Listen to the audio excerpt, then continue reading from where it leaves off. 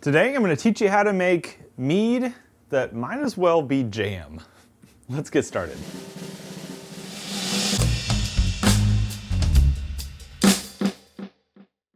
So I say this mead right here is might as well jam at this point. And you can see it on this, not a very clean glass, but this is a very thick, viscous mead.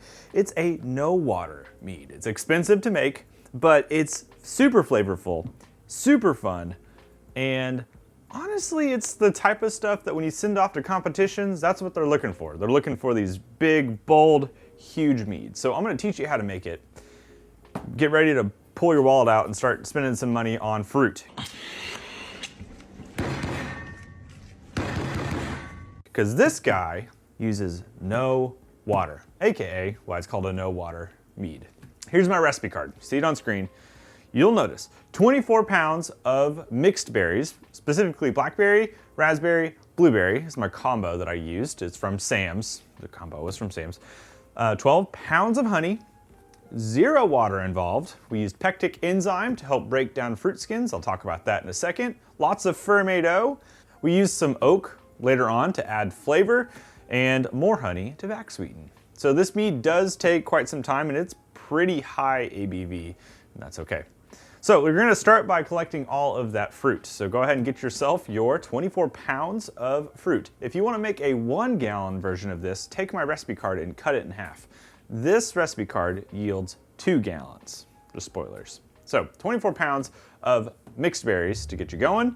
You're gonna go ahead and put them into a bucket or a vessel so that you can douse it with pectic enzyme. If you're using frozen fruit, you're gonna need to let it thaw, obviously. The pectic enzyme will also break down the fruit skins and help to produce more juice or get more juice out of the fruit. Very helpful for mead making with fruit. After 24 hours, you're gonna go ahead and add in your honey.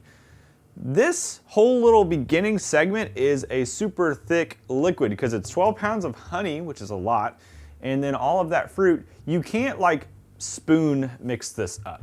You're gonna need something to either mash or you're gonna need a drill attachment, which I have a drill attachment with this little spinning thing on the end. And essentially I just stuck that in the carboy and I just went to town, let it spin quite a bit. I mixed everything up, got it to where there was at least enough liquid to get it going. Once everything's mixed up thoroughly, try to take a gravity reading. I say try because I attempted to take one and just using a hydrometer, it didn't go very well, but I did get a refractometer reading and it capped out my refractometer, which this thing only goes to 1130. So I have a digital refractometer and my digital refractometer said it was something like 33 or something bricks. I'm guessing that this is about 1.140, 1.13 something starting gravity. Pretty high, but we're gonna be left with hopefully some residual sweetness, and you'll see that in a second. We're using the Lalvin 71B. It's very well known for fruit meads and especially berry meads. It gives a greater expression of those fruits. For a mead like this that's generally higher ABV or starting gravity is higher, I would make a yeast starter. So go ahead and make yourself a yeast starter. That will help you make sure that your fermentation kicks off and gets going. And then pitch that yeast starter in. So we did that, we pitched our yeast. We are going to stagger the fermentation. I used a mead calculator to figure out how much fermentation to specifically add. It was 9 grams per addition, and I did 4 additions. So I did 36 grams of fermentation, which is a lot, but that's what my calculator said, so that's what I'm gonna go for. We staggered our nutrient over the course of many days. We let it keep fermenting. We punched the cap, which is where you literally push the fruit down and keep it submerged during fermentation. You'll notice after a while, it will slow down. Once it slows down, you're at the next step, which requires even more equipment. You need a fruit press in order to do this successfully, or some way to squeeze the crap out of the fruit. I have a fruit press from my buddy Doin the Most, so you'll see him later in the tasting, but I borrowed it from him and I poured my fruit into there. I pressed it down, got every bit of juice out of it as I could, and it was about 2 and maybe a half gallons of juice plus some like extra stuff. At this point, we took another gravity reading. Our new gravity was 1.022, so an estimated, let's say 1140 starting gravity to 1.022 leaves us somewhere in the ballpark of a 15-ish or 16% mead, which is about right. We then, once we'd gone through all of that process, I realized I don't need to stabilize it because it's halted out. The yeast have definitely hit their cap, and we are Del unit stable, which means that essentially the sugar content is high enough that the yeast are not going to be able to kick back up comfortably. So I didn't use any potassium sorbate, but I did use potassium metabisulfite as I was worried about oxygenation in this brew. So just a little bit of potassium metabisulfite to fight against that.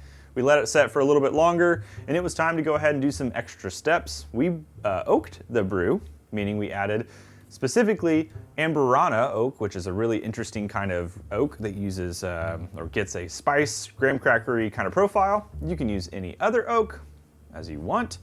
We let that oak sit for about 2-3 weeks, racked it off the oak, and we back sweetened with more honey.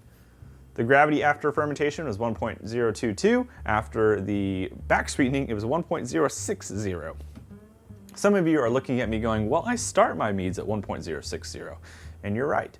This thing was so acidic and tart, and it's just the nature of the berries. So it needed a lot of sweetness to counterbalance that. We had the good tannin, we had alcohol presence, of course, we had acidity, and the sweetness came through and really fixed it up. So we back sweetened super hard on it, and it's been sitting in this carboy for a while. I say a while, it's only about 2 or 3 months old.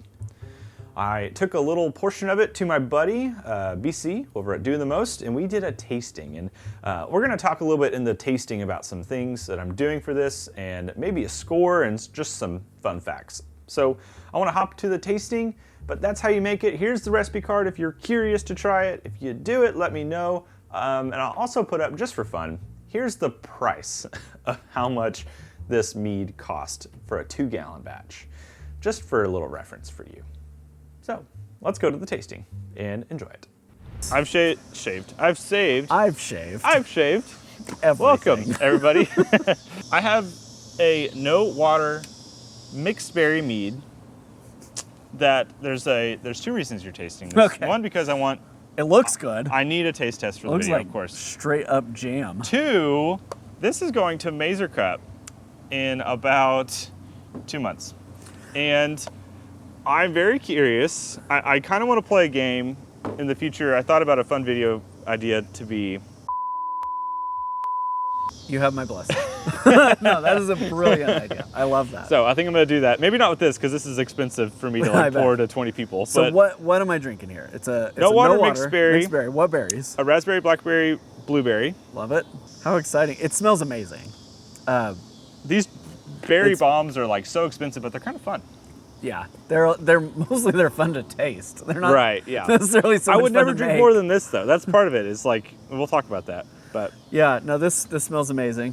It's only a month and a half. That's also one interesting fact. Immediately on the nose, I pick up the blackberry. Right. Like that's the big berry that's in there. What else do you get? I don't really pick up the other berries so much.